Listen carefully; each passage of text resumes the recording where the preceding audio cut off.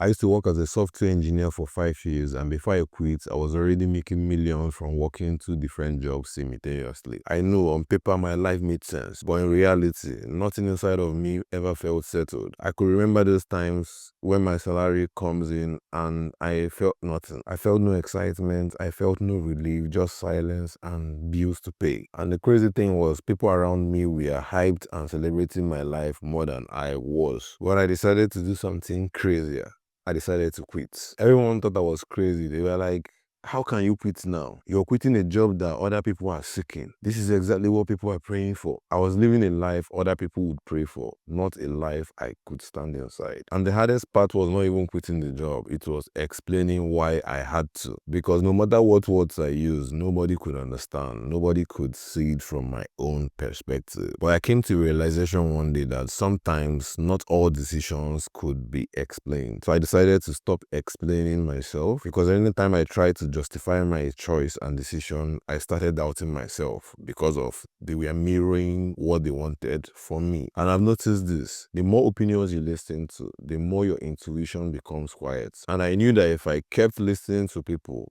I would just at some point change my mind and become comfortable. And I did not quit because I had everything figured out. In fact, I never had a plan. I did not even quit because I was fearless. I was full of anxiety. But I quit because of I trusted my inner voice, my inner pull more than the outside noise. And this whole experience taught me something: that overthinking doesn't come from lack of intelligence. Overthinking comes from listening to too many voices that aren't yours. And I can remember vividly, I used to move just like everybody, chasing what was trending, doing what made sense on paper, and ended up losing my own essence in the process. And me quitting my job wasn't really about money. Some part of it was. It was about choosing myself before I slowly disappear into what we tag as a successful life. And all this made me realize that if you don't trust your intuition early on, you end up needing permission to live your own life.